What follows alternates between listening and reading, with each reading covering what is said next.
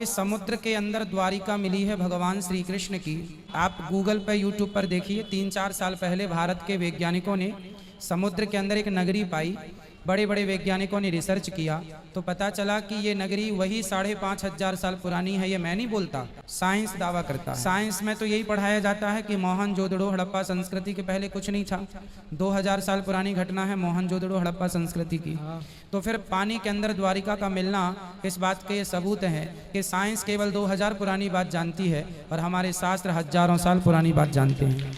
अब दूसरा, आपने सुना होगा अंतरिक्ष में ओम की ध्वनि निकल रही है, ऐसा साइंस ने माना है। नासा के साइंटिस्टों ने, रसिया के साइंटिस्टों ने और भारत के साइंटिस्टों ने, सबने मिल करके जब ब्रह्मांड में ऊपर एक यंत्र लगाया कि ब्रह्मांड में ध्वनि कौन सी है, तो पता चला ओम गूंज रहा है। ओम, और ओम हमारे वेदों का पहला अक्षर है, प्रणव है। तो ये सिद्ध हो गया कि जो हम पढ़ रहे हैं ओम, ये ब्रह्मांड में भी गूंज रहा है। ऐसा मैं नहीं साबित करता, साइंस। जैसे राम सेतु मानव निर्मित है, नासा के साइंटिस्टों ने प्लस भारत के वैज्ञानिकों ने 10 साल तक रिसर्च की इस पर। 10 साल तक रिसर्च करने के बाद आखिर नासा को कहना पड़ा कि ये मानव निर्मित है, भगवान श्री राम के द्वारा निर्मित जो राम सेतु है।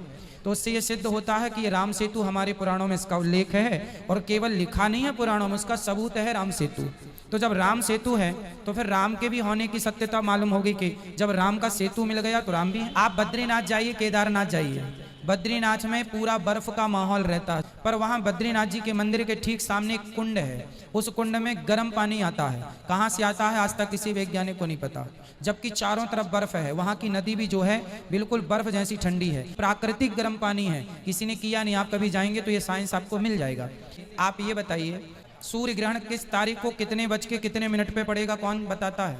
नासा वाले। नासा तो 70 साल पहले था ही नहीं, 80 साल पहले था ही नहीं, चलो 100 साल लो, फिर कौन बताता था? तो अब हम बताते हैं। हमारे भारत में पंचांग आपने सुना होगा, पंचांग कैलेंडर सुना है? हाँ। हमारे भारत में साल में 12 साल में एक बार कुंभ लगता है।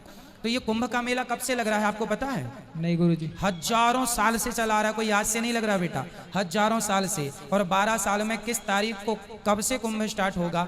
हमारे भारत के ऋषि मुनियों ने पंचांग में 100 साल पहले, 100 साल बाद किस तारीख को किस डेट पर चंद्र ग्रहण सूर्य ग्रहण कितने बज के कितने मिनट पे पड़ेगा, साइंस तो नासा को आज पता चला। हमारे ऋषि मुनियों ने पंचांगों के द्वारा ये गणना हमको हजारों साल पहले बता दी थी।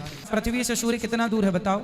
14 अरब किलोमीटर दूर है पृथ्वी से सूर्य, वैज्ञानिक कहते हैं। और यही बात गोस्वामी तुलसीदास जी ने हनुमान चालीसा में लिख दी। युग युग सहस्त्र, युग सहस्त्र योजन पर भानु। अब आप योजन का और सहस्त्र युग का हिसाब निकालेंगे तो 14 अरब ही निकल के आएगा।